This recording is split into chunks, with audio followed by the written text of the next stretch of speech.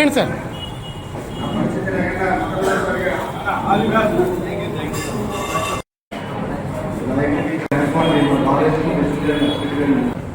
గత 60 రోజులుగా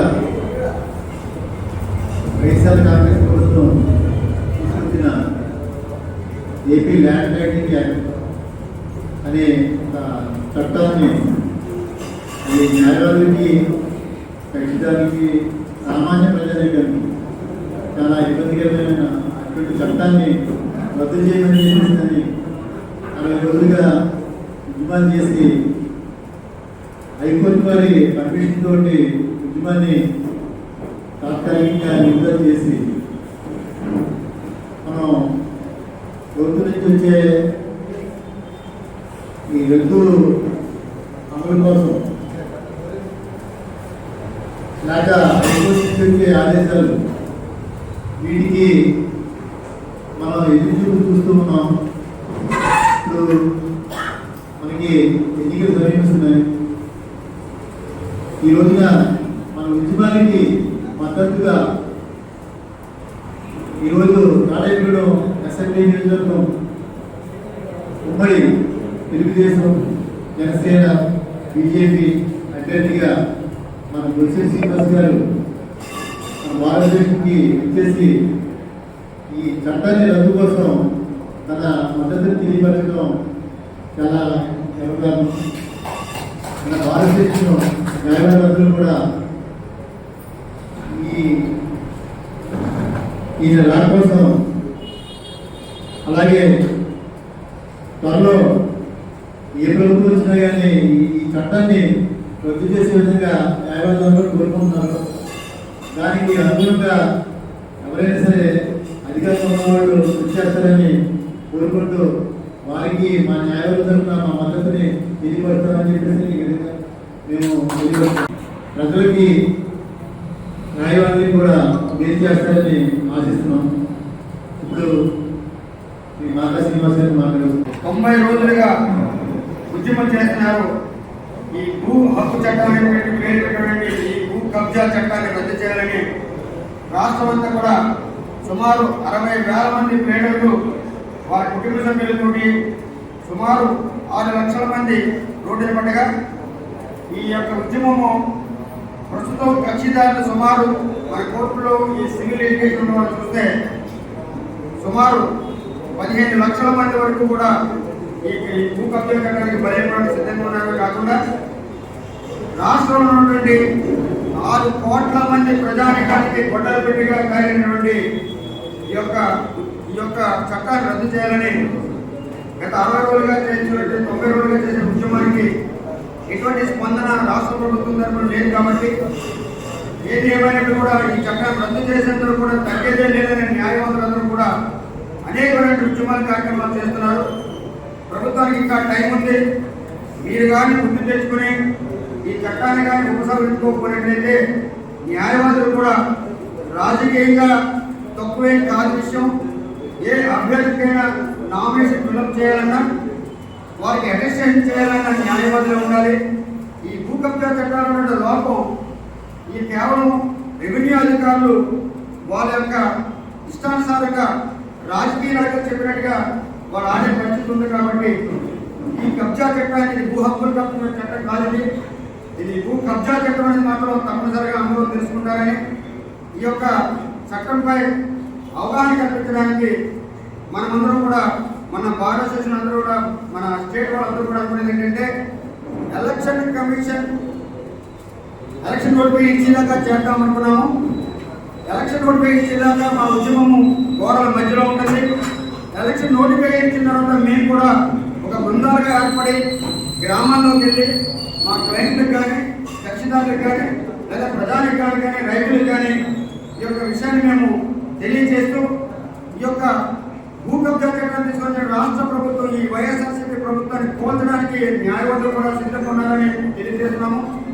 అందువల్లనే ఈ రాష్ట్ర ప్రభుత్వానికి టైం ఉంది. కాబట్టి మీరు త్వరలో మీరు రద్దు చేసుకోకపోతే మీ రాజకీయాలు మీరు చేసుకుంటారు. మీరు రద్దు చేసుకోకపోయినట్లయితే మాత్రం మేమేంటో, మా న్యాయవాదుల సొంత ఏంటో ఈ స్టేట్ జేఏసీ తరఫున మీరు పిలిపించి మిమ్మల్ని గద్దె దించి మీ యొక్క చట్టాన్ని రద్దుపరిచే విధంగా న్యాయవాదులకు చట్టాన్ని చాటడానికి సిద్ధంగా ఉన్నాయని తెలియజేస్తూ ఈ రోజున ఉమ్మడి అభ్యర్థిగా వచ్చినటువంటి బొత్స శ్రీనివాస్ గారు మొట్టమొదటిసారిగా మా అందరికీ కూడా కబురు పంపించి మీరు పడుతున్న ఆవేదన నాకు అర్థమైంది.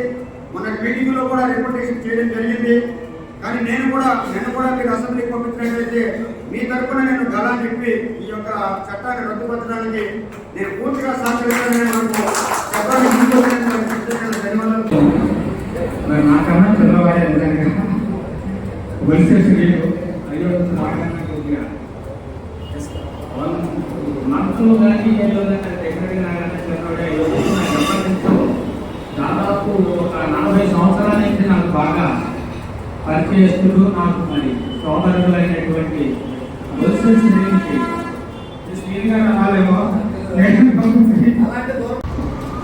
ఈ ఎన్నికల పూర్తి సందర్భంగా మిగిలిన పార్టీలన్నీ అధికార పార్టీ తప్ప మిగిలిన పార్టీలన్నీ ఒక రకమైనటువంటి అవగాహనకు వచ్చి కానీ మరి ఇక్కడ మన తాడేపల్లిలో అసెంబ్లీ నియోజకవర్గం నుంచి అభ్యర్థిగా పోటీ చేయడానికి అవకాశం కల్పించారు అని తెలిసిన వెంటనే నేను కూడా సంతోషించి ఆ హౌస్ బోర్డు దగ్గర నేను అనుకుంటా ఆంజనేయ గుడి అనుకుంటున్నారంటే డాక్టర్ ఇండియా మనోడి దగ్గరికి నేను జస్ట్ మిస్ అయ్యాను చెప్పారని అన్నాను. అయినప్పటికీ నాకు చాలా సంతోషం అంటే మనం కూడా మరి చేయాల్సిన అవసరం ఎందుకు ఉంది అని అంటే క్యాండిడేట్కి నాకేదో అభిమానం ఉందని కాదు, మీ అందరికీ తెలుసు. మరి ఇప్పటికీ లోక్ అదాలత్లని మరి ఈ లీగల్ లిటరసీ క్యాంపులు, న్యాయ విజ్ఞాన సదస్సులు పెట్టడం, లోక్ అదాలత్ ద్వారా కేసుల్ని ఆగి చేసి ఒక రకమైనటువంటి వాళ్ళ మీద ఒక ఒత్తిడి ఇచ్చి మరి చేయాల్సినటువంటి రాజకీయాలు చాలా ఎక్కువ కనిపిస్తున్నాయి. ఈ రకంగా మనం కొంతవరకు నష్టపోవడం జరిగింది advocates. At the same time ఇప్పుడైతే మరి టైటిల్ చట్టం గురించి మన సోదరుడు చెప్పాడు ముందు, మరి ఇది కేవలం మన వృత్తిని నుంచి మనమే వచ్చేటటువంటి బ్రీఫులు కేసుని తగ్గించడానికే కాకుండా ఈ జనరల్ పబ్లిక్ అందరికీ కూడా ఇది తీవ్రమైనటువంటి నష్టం కలుగుతుంది అని చెప్పేసి మన భారత స్టేట్ అదే రకంగా మనకు ఉన్నటువంటి ఫెడరేషన్స్ ఉన్నాయి, అలాగే అన్ని బార్ అసోసియేషన్స్ కూడా దీని మీద తీవ్రమైనటువంటి నిరసన వ్యతిరేకత వ్యక్తం చేశారు. దీనికి గల కారణాలు కూడా చాలాసార్లు చెప్పడం జరిగింది. ఇది ఏంటంటే ఈ రాజ్యాంగ స్ఫూర్తికి ఏమాత్రం కూడా సమంజసంగా లేదు, పూర్తి విరుద్ధంగా ఉంది, అందులో ఏం సందేహం లేదు. అయితే మనం ఏంటంటే మన సోదరు చెప్పినట్టుగా మనం జనరల్ పబ్లిక్ ని ఎడ్యుకేట్ చేయడంలో ఉన్నాం. అయినప్పటికీ కూడా మరి రిప్రజెంటేటివ్స్ అందరూ అంటే పొలిటికల్ రిప్రజెంటేటివ్స్ కానివ్వండి, మరి క్యాండిడేట్స్ డిక్లేర్ అవబోతున్న వాళ్ళు అయిన వాళ్ళందరికీ కూడా ఒక రకమైనటువంటి అవగాహన చేసినట్ట వాళ్ళు న్యాయపడి ద్వారా కల్పించుకుని దీన్ని విషయం మేము పరిష్కరించాలి అని అంటే మీకు సంపూర్ణంగా మేము మాట్లాడి దీనికి మీకు రిలీఫ్ కల్పించాలి. మీకే కాదు జనరల్ పార్టీ లీడర్లకే కాకుండా జనరల్ పబ్లిక్ కూడా ఈ బారి నుంచి బహుశా ఇది కొంతమందికి ఉన్న అపోహ ఏంటంటే జనరల్గా ఇదేదో దోపిడీకి వెళ్ళేటటువంటి అవకాశం ఉందని కూడా ఒక అవగాహన రావడం జరిగింది. అది కూడా నాకు తెలుసుకున్నంత మటుకు అది కూడా సమంజసంగానే కనిపిస్తుంది. మరి ఈ రకమైనటువంటి ఈ చట్టాన్ని, ఈ టైటిలింగ్ చట్టాన్ని అనేటటువంటి దాన్ని ముందుకు తీసుకెళ్తే మాత్రం చాలా ప్రమాదం ఉంది. దాన్ని అడ్డుకోవడానికి ఈ ప్రతిపక్ష పార్టీ కానీ ఇవాళ ఉన్నటువంటి ఈ డిక్లేర్ చేయబోతున్నటువంటి క్యాండిడేట్స్ కూడా మరి న్యాయ సలహాలు తీసుకుని వాళ్ళు కూడా ఇది చాలా ఇబ్బందికరంగా ఉంది. అన్ని వర్గాల వారికి ఒక ప్లేడర్ల యొక్క వృత్తికి మాత్రమే కాకుండా అన్ని రకాలుగా ఇది ఇబ్బందికరంగా ఉంది. కాబట్టి దీని గురించి మేము మాట్లాడి ఖచ్చితంగా నాకు కనుక మీరు అవకాశం ఇచ్చి మమ్మల్ని అసెంబ్లీకి పంపించినట్లయితే ఇటు అసెంబ్లీ కాకుండా పార్లమెంట్ కానీ వాట్సాప్లో కూడా ఉండేటటువంటి అవకాశం ఉంటుంది. మరి వీళ్ళందరికీ మనం మరి వాడిగా ముందుకు వచ్చి మన దగ్గరికి మేము చేస్తామని మరి వాలంటీర్లు వాళ్ళందరూ వాళ్ళు వచ్చారు. కాబట్టి మరి మనం కూడా మన యొక్క పాపులేషన్ ఎక్స్టెండ్ చేయాల్సినటువంటి అవసరం ఉందని చెప్పేసి ఈ సమాజంలో చేసిన న్యాయవాద సోదరులను కూడా ఈ యాస్టిస్ను మీరు చేయడం కంటే ఇది రాజకీయ నాయకులు చేస్తే బాగుంటుందని భయపడిపోతున్నాను. ఎందుకంటే మీకు వచ్చిన నష్టమే లేదు, మీ ఆస్తులు ఎవరు పట్టుకెళ్ళదు, ఎందుకంటే మీకు యాక్ట్ తెలుసు కాదు. నష్టపోయేది సామాన్యుడు కాపాడాల్సిన బాధ్యత రాజకీయ నాయకుడి మీద ఉంది. కానీ ఇండైరెక్ట్ గా రాజకీయ నాయకుడి ఆస్తి చూపినప్పుడు ఇది రాజకీయ నాయకుడు చేతిలో తీసుకుంటాడు, కబంధాస్తాల్లోకి వెళ్ళిపోతుంది. ఒక అధికారి చేతిలోకి అధికారాన్ని నువ్వు ఇస్తున్న అధికారాన్ని ఇస్తున్నావు అంటే న్యాయ వ్యవస్థకు సంబంధం లేకుండా రాజకీయాలకి దగ్గర చేసుకొని అధికారులకు చెప్తారు కదా, చూస్తారు. ఇవి చాలా మందికి తెలుసు. ఒక ఎస్సీ సోదరుని కొట్టి ఎస్సీ యాక్ట్ పెట్టించినటువంటి సమాజంలో మనం అంటే అది మీకే తెలుసు. ఒక ఎస్సీ సోదరుడు మీద ఎస్సీ యాక్ట్ కట్టించలేదని సామాన్య మాకు తెలియదు కదా, కామన్ మ్యాన్ ఎలా తెలుస్తుంది. అలాగే ఇప్పుడు పోలీస్ స్టేషన్ చెప్తారు, ఎమ్మెల్యే గారు ఫోన్ చేశారు, ఈ కేసు కట్టొద్దన్నారు, మాకాశీని గారు చూసుకుంటారో వదిలేయండి అంటారు. అలాగే మాకాశీని గారు సైట్ ఎక్కడ ఉంటుంది, అది తీసుకెళ్లి మొత్తం రిజిస్ట్రేషన్ చేయాలని కూడా చూసుకుంటారని చెప్తారు ఎమ్మెల్యే. ఇంకా అక్కడ న్యాయం లేదు, చట్టం లేదు.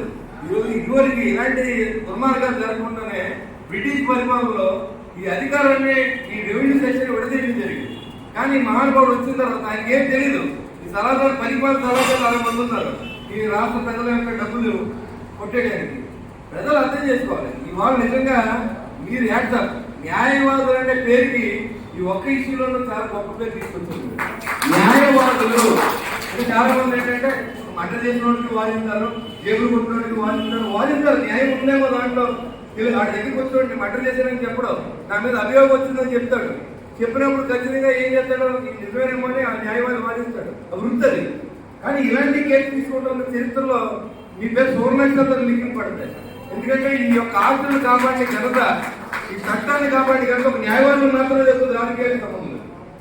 ఇవాళ రాజకీయాలు మేనిఫెస్టోలు పెడతాం కాదు, నిజంగా నీకున్న నాయకుడు ఎవడైనా ఈ వేదిక మీద చెప్పవలసిన అవసరం ఉంది. చంద్రబాబు నాయుడు కానీ, లేదా నరేంద్ర మోడీ గారు కానీ, లేదా ఇక్కడ ఉన్నటువంటి బీజేపీ పెద్దలు కానీ, లేదా పవన్ కళ్యాణ్ గారు కానీ, ఇది అన్యాయం. ఇది చట్టం అర్థమవుతుంది కదా. ఇది రాజకీయ వ్యవస్థ చేతిలోకి వెళ్ళిపోతుంది. న్యాయ వ్యవస్థ అనేది లేదు. ఇదంతా రాజకీయ న్యాయవాది అడ్డం పడతాడు. కొన్నిసార్లు నా సైటు పలానోడు ఆక్రమించాడు అంటే, అరే నీకు ఎందుకురా, నాకు 10,000 పట్టరా, నేను కోర్టులో వాదిస్తాను నీ తరఫున అనే అవకాశం లేకుండా హైకోర్టు ₹1,00,000 పట్టి నీడు ఎలా వెళ్ళాడు. కాబట్టి చట్టాన్ని ఇండైరెక్ట్ గా రాజకీయ నాయకుల కబంధాస్తాలకు వెళ్లకుండా మరి కాపాడవలసిన బాధ్యత మీరు తీసుకున్నారు. కానీ ప్రతిపక్షాలు తీసుకోవద్దు. నేనేది దీంట్లో తప్పు ప్రతిపక్షాలు కూడా ఉంది. మీరు చెప్పక్కర్లేదు. 60 రోజుల నుంచి ఈ టైటిలింగ్ యాక్టివిటీ మీకు ఎంతో తెలియజేస్తున్నాను. ఏ రాజకీయ నాయకుడు దీన్ని లోతుగా వెళ్ళలేదు, నేనే వెళ్ళలేదు. ఇప్పుడు మీరు చెప్పేదాకా ఇది భయంకరమైన ఈ యొక్క చట్టాన్ని కాపాడవలసిన బాధ్యత మనకు కూడా ఉందని మీరు తెలియజేశారు. నిజంగా నేను డెప్త్గా వెళ్ళలేదు.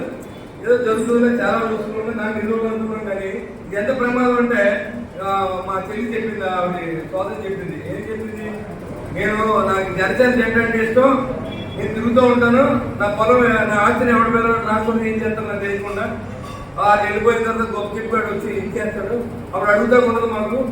కాబట్టి సచ్చినట్టు జెండా మొయ్యకుండా అలాగే వైసీపీ జెండాలో మొయ్యాలి అనేది చాలా ఇంపార్టెంట్ పాయింట్స్. ఏంటి ఏదో చెప్పుకుని ఇక్కడ ఎవరో మీరు తప్పట్టు కొట్టించుకున్నారు కాదు. కానీ ఈ భయంకరమైన చట్టాన్ని ఆపోజిషన్ బాధ్యత ప్రతిపక్షాలు తీసుకోవాలి.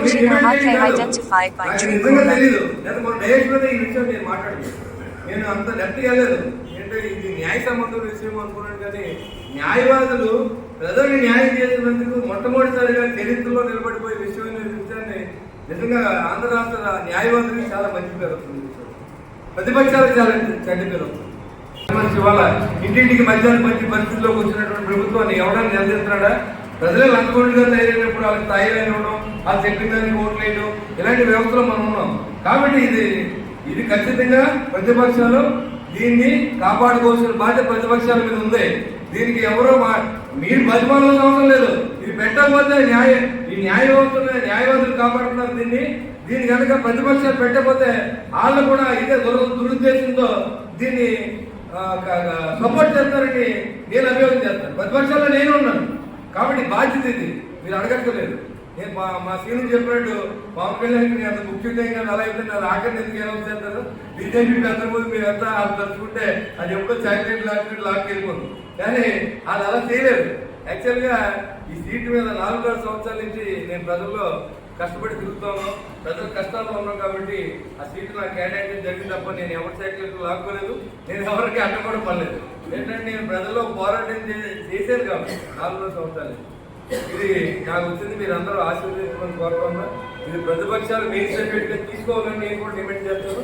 ఇది కళ్యాణ్ గారు కూడా దీని గురించి నేను చెప్తాను కూడా తెలియజేస్తాను. దీంట్లో నాకు ఎలాంటి అరమరికలు లేకుండా మాట్లాడే అలవాటు ఉంది. నేను ఖచ్చితంగా మాట్లాడుతున్నాను. ఇది ఒక బాధ్యత చంద్రబాబు నాయుడు గారు కానీ, బీజేపీ పార్టీకి కానీ, లేదా తెలుగుదేశం పార్టీకి కానీ, పవన్ కళ్యాణ్ గారు కానీ, ఎవరికైనా ఇది ఒక బాధ్యతగా తీసుకోవాలి. ఈ యొక్క న్యాయవాదులకి పూర్తిగా మద్దతుగా నిలబడాలి. వాళ్ళే ముందు ఉండాలని నేను కోరుకుంటాను. మీకు మద్దతుగా ఉండదు కాదు, మీరు మాకు మద్దతుగా ఉండాలి. మీ తరఫున మేము పోరాటం చేయాలి. మీరు పోరాటం చేసే దిశలో ఎప్పుడైనా ఏ కార్యక్రమంగా నన్ను కూడా పిలవాలి. నేను కూడా ఒక 1000 మంది జనంతో మన ప్రశ్న చేద్దాం ఉంటే మీరు చెప్పండి. జనసేన పార్టీ ఉమ్మడే తెలుగుదేశం బీజేపీ అందరి నాయకులతో కలిసి మనం ఒక ప్రశ్న చేసి ప్రజలకు అర్థమైన బహిరంగ పెడతా ఉంటే దానికి నేను మీతో ఉంటానని చెప్పి ప్రమాణం చేస్తున్నాను. కానీ నేను మ్యానుఫ్యాక్చరింగ్లో పెట్టించగలను లేదో నాకు చెప్తుందో లేదో నాకు తెలియదు. నేను మాత్రం ప్రయత్నం చేస్తాను అంతే. అయితే ఎందుకంటే లేని మాట చెప్పడం మళ్ళీ రేపు మీకు కనపడితే పక్కన చేసి అలవాటం లేదు. కాబట్టి ఖచ్చితంగా మీతో కలిసి నేను పోరాటం చేస్తున్నాను. ప్రతిపక్షాలను బాధ్యతగా తీసుకోమని ప్రెస్ కూడా చెప్పవద్దని కోరుతున్నాను. ఇది కనుక సపోర్ట్ చేస్తే వైఎస్ఆర్సీపీ సపోర్ట్ ప్రజా విఘాతానికి, ప్రజల హక్కుల్ని కాలు రాయడానికి ప్రతిపక్షాలు సపోర్ట్ చేసినట్టుగా భావిస్తారు ప్రజలు. కాబట్టి దీని మీద మీరు న్యాయవాదుల కంటే ముందు నడవాలని ఈ సభ ద్వారా నేను తెలియజేస్తా ఉన్నాను.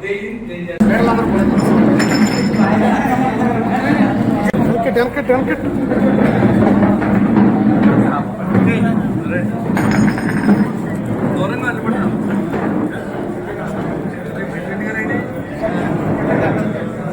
సాయి భర్త దొరుకుతారేమో వెనక అందరూ గాంధీ